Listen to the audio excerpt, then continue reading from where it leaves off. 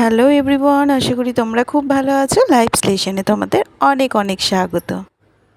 আজ শনিবার সারাটা দিন কি করছি না করছি সবটাই তোমাদের সাথে শেয়ার করতে থাকবো, তো দেখতে থাকো। গতকাল দুপুরের পর থেকে বৃষ্টিটা বেশ কমেই গেছিলো। ভাবলাম যাক, বৃষ্টিটা কমেছে, এবার জামা কাপড়গুলো কেচে কুচে সব শুকিয়ে নেওয়া যাবে। ব্যাস, যেমন চিন্তা তার বিপরীত কাজ। সকালবেলা আজকে ঘুম থেকে উঠে দেখছি বেশ বৃষ্টি। ঘুম থেকে ওঠার আগেই মোটামুটি টের পেয়ে গেছি, ভোরবেলা থেকে যা জোর জোর মেঘ ডাক ছিল, তাতেই বুঝতে পেরেছি ওয়েদার আবারও খারাপ হতে শুরু করে দিয়েছে।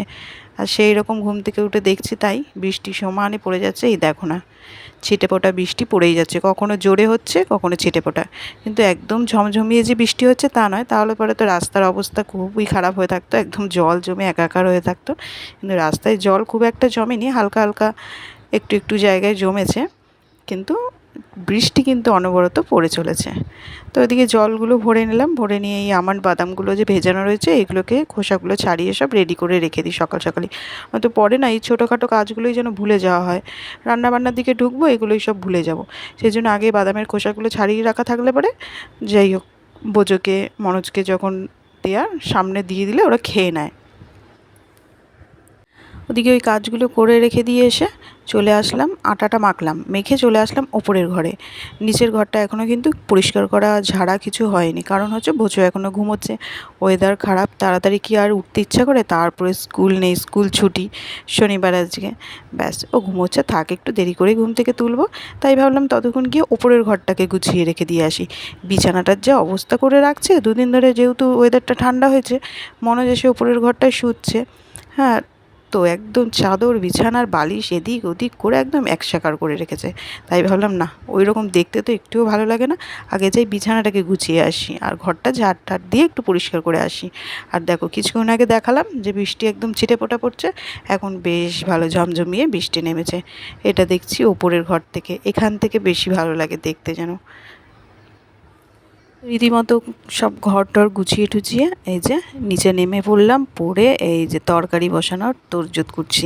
কি করব কিছুই তো বুঝে পাচ্ছি না। আটা তো মেখেছি দিব্যি, সবজি কিচ্ছু ছিল না ফ্রিজে, দেখছি কোনো সবজি নেই, রয়েছে হচ্ছে কয়েকটা বিনস পড়ে রয়েছে 4-5টা, আর কুমড়ো রয়েছে একটুখানি, তাও আবার একটুখানি, আর তো আলু তো থাকেই। দিয়ে ওই সব কিছু একসাথে দিয়ে একটা রুটির তরকারি করব, 5 ফোড়ন দিয়ে, শুকনো লঙ্কা ফোড়ন দিয়ে একটা তরকারি বসিয়েছি। একটু ধনেপাতা যেহেতু আছে, একটু লাস্টে ধনেপাতা দিয়ে দেবো। রুটির তরকারিতে না এইসব আলুর তরকারি করলে পরে একটু ধনেপাতা দিয়ে দিলে পরে মনোজ আবার ভালো খায়। তো ভাবলাম ঠিক আছে, আজকে যাও ধনেপাতা দিয়ে দেবো। এবার শুধু যদি কুমড়ো আলুর তরকারি করতাম তাহলে পরে আর দিতাম না ধনেপাতা, তাহলে পরে আর লাগতো না। যেহেতু অনেক রকমের সবজি দিয়েছি, একটু শসাও দিয়ে দিয়েছি ওর মধ্যে তরকারিটাকে বাড়ানোর জন্য। তো এই দিয়ে বসিয়ে দিলাম। আর এদিকে দেখো, বোঝো ঘুম থেকে উঠে গেছে আর ওর নাকি ঠান্ডা লাগছে, সেই জন্য আমার স্টোলটাকে এরকম গায়ের মধ্যে পেঁচিয়ে এদিক ওদিক করছে। আর আমি যেহেতু ও উঠে গেছে, এবার ভাবলাম নিচের বিছানাটাও গুছিয়ে গুছিয়ে নিই, কারণ ওকে পড়াতেও বসাতে হবে আবার। সকাল থেকে উঠেই মোটামুটি চিন্তা শুরু হয়ে যায়, এই জলখাবার করতে হবে, ঘরের কাজ গুছোনো, তারপরে হচ্ছে রান্না করা, ছেলেকে নিয়ে পড়াতে বসানো, কত কী চিন্তা। আর রুটিন মাফিক যদি পরপর সব ঠিক টাইম মতন হয়ে যায় তাহলে পরে আর দুশ্চিন্তা থাকে না, কিন্তু কোনো কিছু যদি একটু এদিক ওদিক হয়ে যায় তাহলে পরেই ব্যাস, কাজটা সময়ের মতো না হলে পরেই আমার ব্যাস চিন্তা শুরু হয়ে যায়। আর দেখো, বোঝোকে একটু জল বিস্কুট খাওয়ালাম, তার আগে তো একটু গরম জল দিয়েছি, তারপরে আমন্ড বাদাম দিয়েছি, ওগুলো নিজে নিজে খেয়ে নিয়েছে। দিয়ে তারপরে একটু পড়তে বসিয়েছি। ওদিকে আমার রুটির তরকারিটাও হয়ে গেছে, এবার একটুখানি পড়িয়ে নিই। আর জানো তো, পরিবারের সবার চিন্তা একটা মাথাতেই মোটামুটি ঘুরতে থাকে, সেটা হচ্ছে বাড়ির বউদের মাথায়। স্বামী, সন্তান, পরিবারের আরও শ্বশুর শাশুড়ি যারা থাকে, সবারই চিন্তা তার মাথায় ঘুরতে থাকে। আমার তো পার্সোনালি এটা মনেই হয়। তো কারণ হচ্ছে, কে কোনটা বেশি ভালো খাবে, কে কোন জিনিসটা ভালো চায় চায় না, সমস্তটাই যেন তারই মাথায় চিন্তা।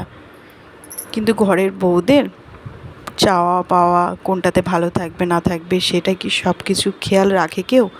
আদৌ কি রাখে? জানি না, হয়তো হতেও পারে, আবার নাও হতে পারে।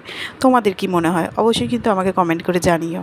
তো এই দেখো, রান্নাও শুরু করে দিয়েছি দুপুরের। অনেক কথা বললাম তোমাদের আজকে, তো আসলে মনের অনেক রকমের কথা থাকে, তো সেগুলো এখন তো তোমরা তো বন্ধুর মতনই হয়ে গেছো, তোমাদের সাথে শেয়ার করতে ইচ্ছা করে ওই আর কি।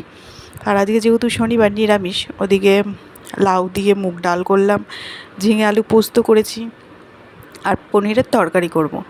আর ওদিকে শ্বশুর শাশুড়ি বলছে যে আজকে পোস্ত পনিরের তরকারি এসব কিছুই খাবে না, ওনাদের জন্য একটা কাঁচকলা পেঁপে সব কিছু বেগুন ফেগুন সব কিছু দিয়ে একটা ঝোল করে দিতে, আর ভেন্ডি সেদ্ধ দিতে, আর চাটনি করতে। তো ওনাদের জন্য ওইটা করে দিয়েছি, আর এটা হচ্ছে আমার ভোজর আর মনোজের জন্য। ওই যে বললাম, সবার চিন্তা কিন্তু পরিবারের ওই একজনের মাথাতেই ঘোরে, সেটা হচ্ছে ঘরের বউয়ের মাথায়। সবার চাওয়া পাওয়া যদি পূরণ করে ভালো থাকা যায়, তাহলে পরে মনে হয় না খুব একটা খারাপ, তাতেও নিজেকে ভালো রাখা যায়। ওদিকে পনিরের তরকারিটাও হয়ে গেছে। আর ওই যে কত কি আজকে শনিবার, নিরামিষ, নিরামিষের দিন যেন খাটনিটা আরও বেশি থাকে। এটা ওটা করতে করতে কত কি রান্না হয়ে গেল। রান্না তো হয়ে গেল, রান্না হওয়ার পরও রান্নাঘরে অনেকও কাজ থাকে। রান্নার বাসন মাজা, তারপরে গ্যাস পরিষ্কার করা, সেলফগুলো পরিষ্কার করা, সমস্তটা সব কিছু পরিষ্কার করে বোজোকে চান করালাম, করিয়ে টরিয়ে নিজে স্নান করে তারপরে ফিরে আসলাম আবার। আর চলো একটুখানি প্রতিদিনের মতন একটু সিরাম লাগিয়ে নিই। আর আজকে তো মাথায় শ্যাম্পু করে নিয়েছি, কিন্তু ভাবছি ওয়েদারের যে অবস্থা, চুল শুকোতেও দেরি হবে, কিন্তু কি করা যাবে, যেদিন ঠিক করার সেদিন তো মাথায় শ্যাম্পু দিতেই হবে।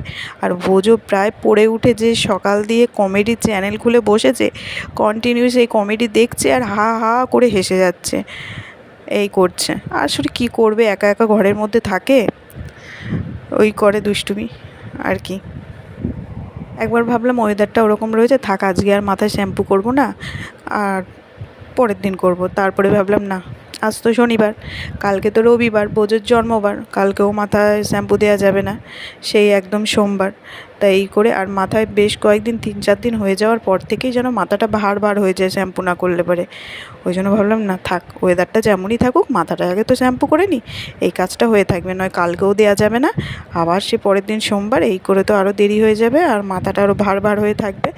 সেই জন্য আজকেই কাজটা সেরে ফেললাম একেবারে।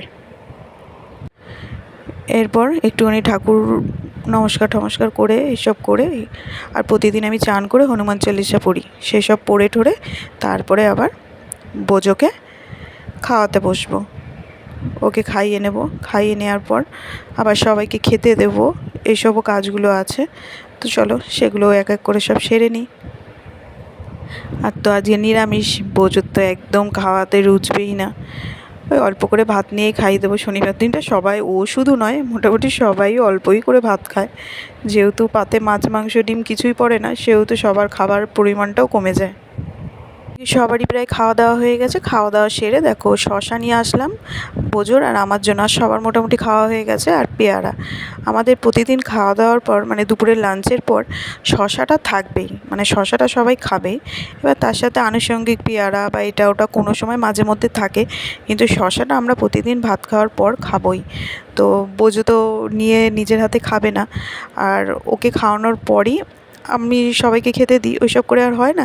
তাই আমি যখন খাই একেবারে ওরটাও নিয়ে আসি, ওকে দিই, ও খেতে থাকে আর আমিও খেতে থাকি। আর এখন আবার ফিরে আসলাম বিকেলবেলা, এখন প্রায় 5:30 মতো বাজে। আর আজকে যেহেতু ছুটির দিন, পড়ানো নেই বিকেলে, আর তখন এই ছুটির দিন দুদিন মানে বিশেষ করে শনিবার আর রবিবার বিকেলটা একটু নিজের মতো করে কাটাতে ইচ্ছে করে। কখনো বাড়িতে থাকলে পরে মনে হয় যে একটুখানি বিকেলবেলাটা ছাদে আসি, এসে একটুখানি চারিপাশটা দেখি, প্রকৃতির এই রূপ এই সবগুলো দেখতে থাকি, বেশ ভালো লাগে। আর ওইদিকে বোজো তো নেই, বোজো তো গেছে ড্রয়িং ক্লাসে, আর ওর বাবা গেছে দোকানে। তো আমি ভাবলাম যাই, গিয়ে একা একাই একটু ছাদ থেকে ঘুরে আসি।